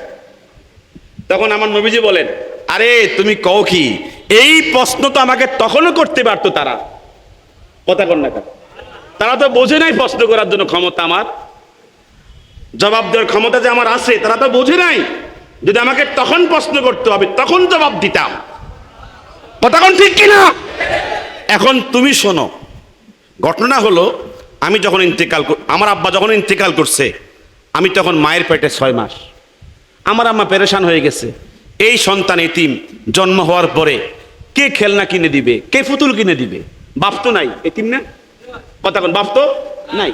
এই সন্তান জন্মের পরে তাকে খালার বাড়িতে, ফুফার বাড়িতে, নানার বাড়িতে, বাজারে গিয়া কে ঘুরাবে, কে একটু ঘুরাইতে নিবে, এমন তো কেউ তার নাই। পেরেশান হয়ে গেছে। আল্লাহ তাআলা আমার মায়ের কাছে প্রত্যাদেশ পাঠাইছে, ওহী পাঠাইছে, ও আমিনা তুই পেরেশান হইস না, ওটা তোর সন্তান। কিন্তু দুষ্ট কার? কি মানেন না যে আপনারা? দুষ্ট কার? আমার। আমিনা শোন, তোর সন্তান আমার দুষ্ট। দুনিয়াতে জন্মগ্রহণ করলে, তার আব্বা দুনিয়ায় থাকলে আব্দুল্লাহ কাঠের খেলনা, প্লাস্টিকের পুতুল কিনে দিত। শোন, আমার এই দুষ্টের জন্য দুনিয়ার কাঠের খেলনা, প্লাস্টিকের পুতুল আমি পছন্দ করি নাই। আমি পছন্দ করেছি আমার দুষ্টের জন্য পূর্ণিমার চাঁদকে আমি পুতুল বানিয়ে দিয়েছি। আমার দুষ্ট যখন বুঝে আসে না, এই সূর্য আসতো না, এই চাঁদ আসতো না, কেবল আমার নবীর উসিলায়। কথা কোন ঠিক কিনা? হুজুরের যখন বয়স 4 বছর, কয় বছর? দলিলটা দঈফ, আমি আগেই বলে ফেলতেছি, কারণ যেটা সহি মুহাদ্দিস তো আমি, এটা সহি হিসেবে বলতে হবে, যেটা দঈফ দঈফ বলতে হবে, এটা সঠিক মেসেজ দেওয়া লাগবে। হাদিসটা কি জঈফ? হাদিসটা হচ্ছে কানা উমরুহু 4 সিনিন, হুজুরের বয়স তখন 4। কত ছিলেন নবীজি তখন? হালিমাতুস সাদিয়ার কাছে, দুধমার কাছে। একদিন দুপুর বেলায় হুজুর বলছিলেন, আমি গোসলের জন্য পারমিশন চাই। মা তখন বলে, তুমি একা যাইও না, মোহাম্মদ তুমি তোমার দুধ বোন সাইমাকে সাথে নিয়ে যাও। মারহাবা জোরে বল। হুজুর রওনা দিছে। যখন রওনা দিছে, হুজুরের সাথে আরো সমবয়সী আরো 3-4 জন বাচ্চা একসাথে জোট বেঁধে গোসলের জন্য বের হয়েছে। ফাওয়াজাদু বি'রান, এটা কূপ পেয়েছেন। কূপ বুঝেননি? কূপ মানে পুকুর পেয়েছেন। আমাদের দেশের পুকুরের মতো না, হে দেশের পুকুর কি, এটা কুয়া কয়, কুয়া। এই কূপের মধ্যে সবাই নেমে গেছে। এখন আপনারা বলেন, বাচ্চারা পানি পাইলে একটু দুষ্টুমি করে না? আপনারা কি মনে করেন যে হুজুর দুষ্টুমি করবে? কি দুষ্টুমি করবে? আর নবিজ্জু নবিজ্জুন ওয়ালাউ কানা সাবিজ্জুন, নবী তো নবী, তিনি শিশু হলেও নবী, ঠিক কিনা বলেন? সবাই পানি নিয়ে দুষ্টুমি করে, কিন্তু আমার নবী শরীফ, ভদ্র, তিনি বিনয়ী, হাতের আঞ্জুলের মধ্যে দিয়া কি করতেছে? পানি ঢালতেছে। জোরে বলেন সুবহানাল্লাহ। এইভাবে তিনি গোসল করতেছে। হাদিসটা পাওয়ার পরে আমি যখন একা একা হাদিসটা পড়তেছিলাম, আমার চোখে পানি পড়ে গিয়েছে। এই ভেবে ছোট বয়সে আমার আব্বা আমার আম্মা আমাকে গোসল করিয়েছে, আমার নানি আমাকে গোসল করিয়েছে, কিন্তু আমার নবীকে তো আমার নবীর মা, নবীর বাবা এভাবে আদর করে গোসল করাইতে পারে নাই। কথা কোন ঠিক কিনা? আমরা তো কত আদর পেয়েছি, কত স্নেহ পেয়েছি। আমার নবী তো এতিম হয়ে পৃথিবীতে এসেছেন, তিনি তো বাবার আদর পান নাই, মায়ের আদর পান নাই, কত স্নেহ থেকে বঞ্চিত হয়েছেন। কথা কোন ঠিক কিনা? আমি তখন এই আয়াত যখন সামনে পেয়েছি যে আলাম ইয়াজিদিকা ইয়াতীমান ফাআওয়া, আমার মনটা ভরে গিয়েছে। যদি বাবা ছিল না, মা ছিল না, যে আমার নবীর পাশে আমার আল্লাহ ছিলেন। কি বলেন ঠিক কিনা? আল্লাহ পাক বলেছেন যে আমি আপনাকে এতিম পেয়েছি, কিন্তু আমি আপনাকে আশ্রয় দিয়েছি, নিরাপত্তা দিয়েছি, আপনাকে সেভ করেছি, আপনার পাশে আমি ছিলাম। কথা কোন ঠিক কিনা? এই জন্য ও আম্মা বিনি'মাতি রাব্বিকা ফাহাদ্দিস, আপনার এতিম বয়সে আমি ছিলাম, আপনার পাশে আমি সাহায্য করেছি, আপনার ইন্তিকাল পর্যন্ত আমি আপনার পাশে ছিলাম। অতএব আপনি কি করেন? আমার প্রশংসা করেন। জোরে বলেন সুবহানাল্লাহ। এই যে হুজুর কি করছেন, আঙ্গুলের আন্দুরির মধ্যে পানি দিয়ে গোসল করছিলেন। ওয়াকানাল বিরু লিল ইয়াহুদে, এই কূপের মালিক ছিল একজন ইয়াহুদি। হাফেজান লিত তাওরাত, উনি তাওরাত আসমানি গ্রন্থের কি ছিলেন? হাফেজ ছিলেন। ইমাদউদ্দিন ইবনু কাসির তার তাফসিরের মধ্যে লিখেছেন হুফাজুদ দুনিয়া লিত তাওরাতে আরবা, তামাম পৃথিবীতে তাওরাতের হাফেজ ছিল 4 জন। সারা দুনিয়ায় কয়জন? আর কোরআনের হাফেজ কয়জন?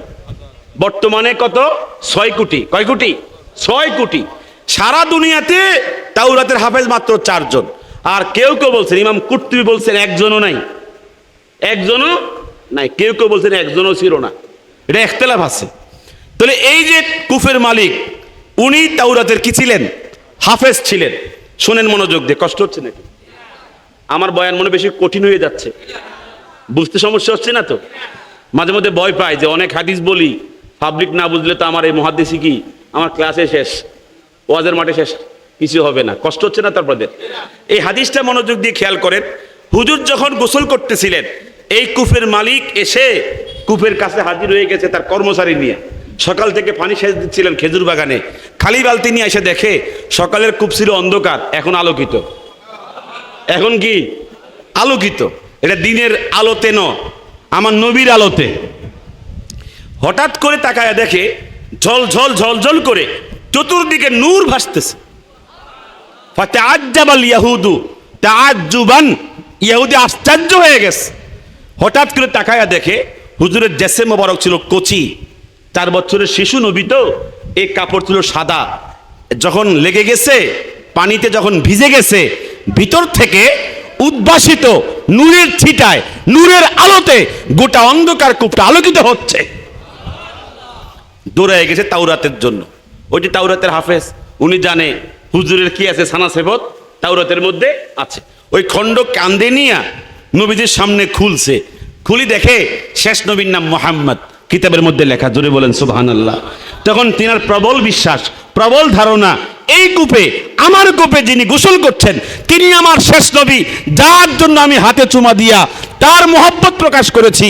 আমার কূপল কত ভালো, আমার কূপে শেষ নবী গোসল করছে। জোরে বলেন সুবহানাল্লাহ। তিনি প্রশ্ন করে, ইয়া আইয়ুহাস সাবিয়্যু, হে শিশু সন্তান, ইসমুকা মুহাম্মদ, আপনার নাম কি মুহাম্মদ? তাওরাতে কথা বলে। হুজুর তখন বলেন, এই শুধু আমার নাম মুহাম্মদ না, আনা মুহাম্মদ ইবনু আব্দুল্লাহ ইবনে আব্দুল মুত্তালিব, আমার নাম মুহাম্মদ, বাবা আব্দুল্লাহ, দাদা আব্দুল মুত্তালিব, আমি জন্ম হয়েছি মক্কা মুকাররমায়। এই কথা বলার পরে তাওরাত মিলায়া দেখে আমার নবীর কথা তাওরাতের কথা 100% মিলে গেছে। এত আস্তে কেন? জোরে বলেন। সুম্মা সাআলাহু, আমার নবীকে প্রশ্ন করছে, ইয়া আইয়ুহাস সাবি হাল ইসমু উম্মিকা আমিনা, আপনার মা কি আমিনা? হুজুর তখন বলে, ইসমু উম্মি আমিনা বিনত আব্দুল ওয়াহাব, আমার মা আমিনা, নানা আব্দুল ওয়াহাব, ওয়াহিয়া ফি ইয়াসরিবা, আমার মা জন্মগ্রহণ করেছে কই? ইয়াসরিব। এই বক্তব্যের পরে ইহুদি বুঝছে আর প্রশ্ন করতে হবে না, ইনি শেষ নবী। তিনি লাফ দিয়া ঝাঁপ দিয়ে পড়ে গেছে। ফাদাম্মাহু, আমার নবীকে আলিঙ্গন করে ধরছে। সুম্মা কাব্বালাহু, আমার নবীজির এই গাল মোবারকে চুমা দেওয়া শুরু করছে। সুম্মা ক্বালা, এরপর বলছে, উদউল্লাহ লিয়াজআলানি আল্লাহু মিন উম্মাতিক, আপনি আল্লাহর কাছে দোয়া করেন, আল্লাহ যেন আমাকে আপনার দোয়ার বরকতে উম্মত হওয়ার তৌফিক দান করে। আমার নবী 4 বছর বয়সে দোয়া করতে পারে কি পারে না? হাত তুলে কোন পারে কি পারে না?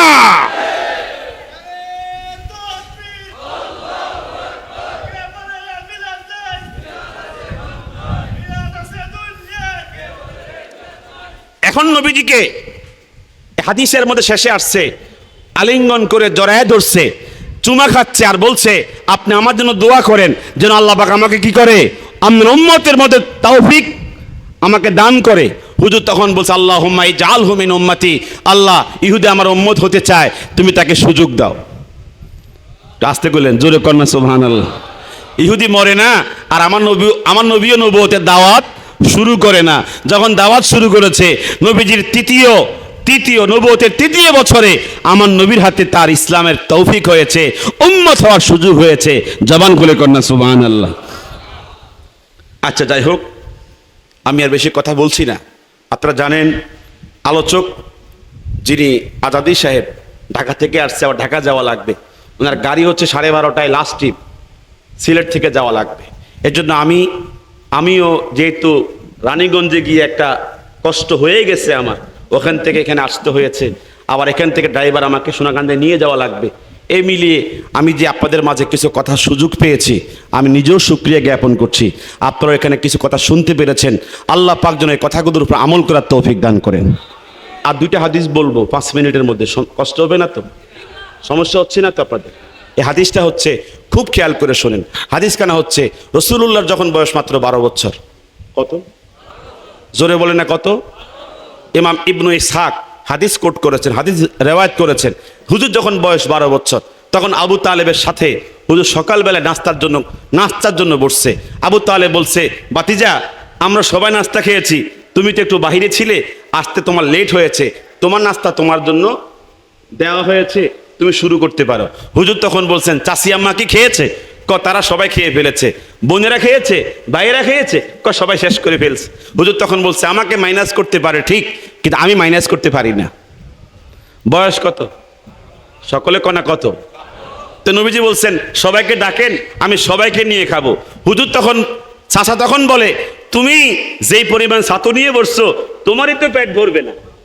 হুজুর তখন বলছেন, এটা হবে কি হবে না আপনার চিন্তা করতে হবে না। জোরে বলেন না সুবহানাল্লাহ। সবাইকে ডাকছে, বিতরণ শুরু করছে। সবাইকে দেওয়ার পরে সবাই আসুদের মতো খাইছে, হুজুরও খেয়েছেন। হুজুর বলছেন, চাচা এখনো তো নাস্তা আরা আছে, আগামীকালকের জন্য রেখে দেন, ইনশাআল্লাহ আগামীকালকে। জোরে বলেন সুবহানাল্লাহ।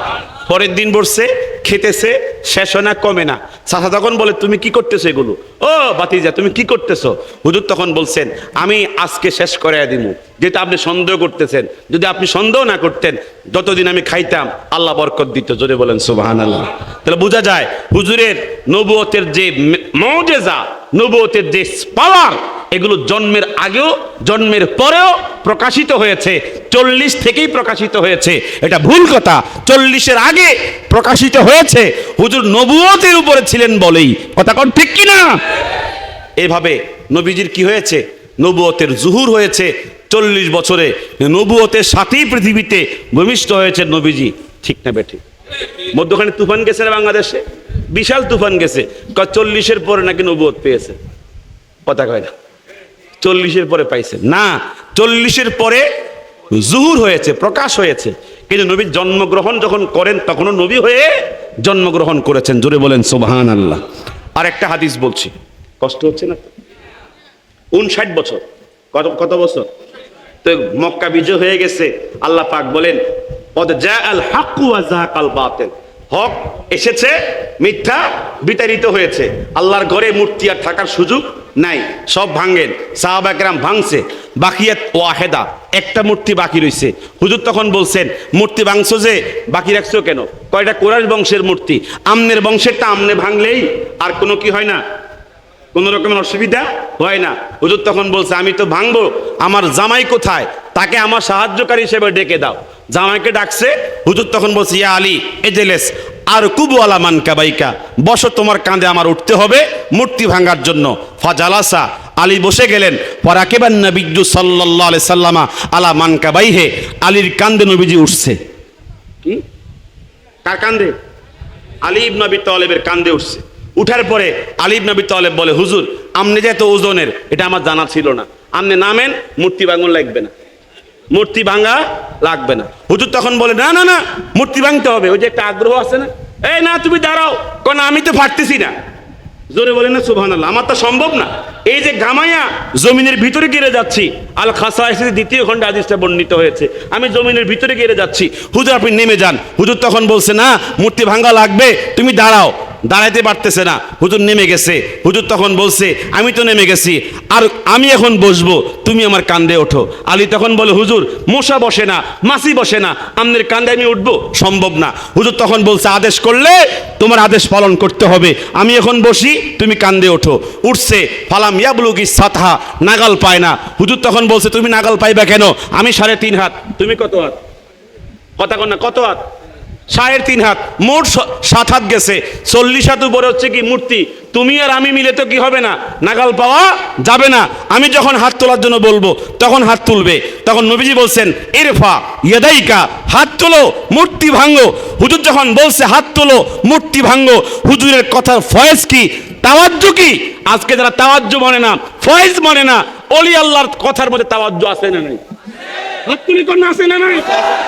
ওলি আল্লাহ হাত দিয়ে দোয়া করলেও কাজে লাগে, ঠিক কিনা বলেন? একটু পানি পোড়া দিলেও কাজে লাগে।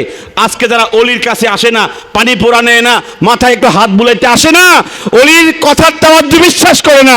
আমার নবী যখন বলছে হাত তোলো, আলী বলেন ফারাফাতু ইয়াদাইয়া, আমার দুই হাত তুললাম, ফাবালাগতু ইয়াদাইয়া, আমার হাত পৌঁছায় দিলাম, ফাকাসসারতুহু, আমি মূর্তি ভাঙলাম, ফালাও শিতু লা নীলতুহু কাসসামায়ে, আমার হাত দিয়া আসমান ধরতে চাইলে আমি আসমান ধরতে পারতাম। জবান খুলে কল সুবহানাল্লাহ। তাহলে যে হাত পৌঁছে না, কিন্তু সে হাত 40 হাত পর্যন্ত পৌঁছে গেছে। আবার বলছে কি, ওই টাইমটা এমন বরকত হয়েছে, যদি আমি হাত দিয়ে আসমান ধরতে চাইতাম, আসমান ধরার ক্ষমতা পাইতাম। আল্লাহ পাক আমাদের সকলকে অলিদের পথে থাকার তৌফিক দান করুন। বিভ্রান্ত হই না বাবা, বলবেন যে হেতকো মাহফিলে তো অনেক বেশি লোক হয়, কথা কন না। হেতকো লোক তো ভাইরাল বক্তা, হেতকো তো মিডিয়ায় বেশি, হেতকো তো লোক বেশি। আল্লাহর ওয়াস্তে বলে যাচ্ছি, সিলেটে আমি আসি আর না আসি, আল্লাহর ওয়াস্তে বলে যাচ্ছি, মানুষ দেখে বিভ্রান্ত হবেন না। হক পথে সবসময় থাকতে সংখ্যা সবসময় কম ছিল। উহুদের যুদ্ধে মুসলমান ছিল 1000, ওরা 3000। বদরের যুদ্ধে মুসলমান 300, ওরা 1000। কথা কোন? হক সবসময় কমই ছিল। আপনি হক মনে করে এখানে থাকেন। কারো লোক বেশি দেখে, মিডিয়া বেশি দেখে, ভাইরাল বক্তা, হেমিয়া তো ভাইরাল, হেমিয়ার লোক তো শুনলে অনেক বেশি আসে। দরকার নাই। আমরা যে পথে আছি, আহলুস সুন্নাত ওয়াল জামাতের পথে আছি, ঠিক কিনা বলেন? আমি আপনাদের কাছে বলে গেলাম, আল্লাহ পাক সকলকে এই পথে থাকার তৌফিক দান করেন। সাহেব কেবলা ফুলতুলি, উনিকে আমি হৃদয় থেকে ভালোবাসি। আমি যখন সোনাকান্দায় 2003 সালে আসছি, আজ থেকে 22 বছর আগে হুজুরের সাথে আমার কি ছিল, অনেক প্রোগ্রামে সাক্ষাৎ হয়েছে, কদম বুসি করে দোয়া নেওয়ার সুযোগ হয়েছে। তাদেরকে দেখলেই ইমানের জজ্বা বাড়ে, ঠিক কিনা বলেন? তাদের যারা আওলাদ আছে সবাই আল্লাহর প্রিয় বান্দাদের অন্তর্ভুক্ত আমরা বিশ্বাস করি। আল্লাহ পাক তাদের পথে আমাদের সকলকে থাকার, কথা বলার তৌফিক দান করুন। সবাই বলেন আমিন। আপনারা জানেন আমি সোনাকান্দা, এটা একটা হক সেলসেলা, ফুরফুরা শরীফের একটা শাখা দরবার, হক সেলসেলা, কথা কন না। সোনাকান্দা সার্সিনাকে হক না, এই হক পথে আমরা আছি। কতজন কত দিকে টানতে চায় না, আমরা হক পথে আছি। আল্লাহ পাক সকলকে দ্বীনের পথে কথা বলার তৌফিক দান করুন। এইগুলো খেদমতের জন্য খেদমত করার তৌফিক দান করুন। আমি সবাইকে কষ্ট দিয়ে এখানে শেষ করছি। সংক্ষিপ্ত দোয়া লাগে তো, সবাই যে দোয়া করেন। আমাদের লাকসাম কুমিল্লাতে এগুলো প্রচলন নেই। আমি সংক্ষিপ্ত দোয়া করতেছি। দুরূদ শরীফ, আল্লাহুম্মা সাল্লি আলা সাইয়্যিদিনা ওয়া নাবিয়্যিনা ওয়া শাফিঈনা ওয়া হাবিবিনা ওয়া মাওলানা মুহাম্মদ সাল্লাল্লাহু আলাইহি ওয়া আলা আলিহি আস্তাগফিরুল্লাহ রাব্বি। আল্লাহুম্মা আমিন। ربنا ظلمنا أنفسنا وإن لم تغفر لنا وترحمنا لنكونن من الخاسرين. ربنا فاغفر لنا ذنوبنا وكفر عنا سيئاتنا وتوفنا مع الأبرار. ربنا لا تزغ قلوبنا بعد إذ هديتنا وهب لنا من لدنك رحمة إنك أنت الوهاب. আল্লাহ পাক এই মজলিস তুমি কবুল করো। এই গরমের মধ্যে ভাইয়েরা কত কষ্ট করে বসছে, এখানে ঘামায় গেছে। প্রচণ্ড গরমের মধ্যে বসে বসে নবীজির শান, নবীজির সিরাত, নবীজির মিলাদ নিয়ে কথা শুনেছে। আল্লাহ নাজাতের জন্য ওসিলা বানায় দাও। যারা কষ্ট করে এই গরমের সিজনে এই মাহফিল প্রোগ্রাম বাস্তবায়নের জন্য টাকা দিয়ে, পয়সা দিয়ে, বুদ্ধি, পরামর্শ, সময় দিয়ে এই আয়োজন সাজিয়েছে, আল্লাহ জান্নাতে তুমি সুন্দর একটা আয়োজন করে দিও। আল্লাহ পাক প্রত্যেকের খেদমত তুমি কবুল করে নিও। আল্লাহ আল্লাহ তামাম পৃথিবীতে বিশেষ করে নবীজির আরও অপাকে হাদিয়া পৌঁছায় দাও। আম্বিয়ায়ে কেরাম, আসফিয়ায়ে কেরাম, আউলিয়ায়ে কেরাম, উলামায়ে কেরাম, মুমিনিন মুমিনাত প্রত্যেকের কবরে পৌঁছায় দাও। আমাদের মা বাপ, দাদা দাদি, নানা নানি, আত্মীয় স্বজন যারা আল্লাহ ইমান হালাতে অসহায় অবস্থায় কবরে শায়িত, এই মুহূর্তে কবরে পৌঁছায় দাও। আল্লাহ কবরটাকে জান্নাতের বিছনা বিছায়া দাও। আল্লাহ ফুলতলি সাহেব কেবলার রুহানি দোয়া আমাদেরকে নসিব করে দাও। বর্তমান যারা আওলাদে এজাম যারা আছেন সবাইকে তুমি নেক হায়াত নসিব করো। আল্লাহ যারা আমরা তাদের উত্তরসূরি হিসেবে খেদমতে আছি, আল্লাহ আমাদের সকলকে নেক হায়াত নসিব করে দাও। আমি এখানে দেখেছি অনেক উলামা ইকরামের আয়োজন, এখানে মাশাআল্লাহ সকল আলেমদের নেক হায়াত নসিব করে দাও। আল্লাহ এই এলাকায় তুমি সুন্নিয়তের খেদমত শক্তিশালী করে দাও। যুবকদেরকে নেক হায়াত নসিব করে দাও, মা বোনদেরকে নেক হায়াত নসিব করে দাও। আমাদের অভাব দূর করে দাও, অন্তরের কষ্ট দূর করে দাও, অন্তরের ব্যথা দূর করে দাও। আল্লাহ ইবাদত বন্দেগীর মধ্যে তুমি নূর নসিব করে দাও, শান্তি নসিব করে দাও। আল্লাহ তাকাব্বাল মিন্না বিহাক্কি লা ইলাহা ইল্লাল্লাহ মুহাম্মাদুর রাসূলুল্লাহ। আসসালামু আলাইকুম।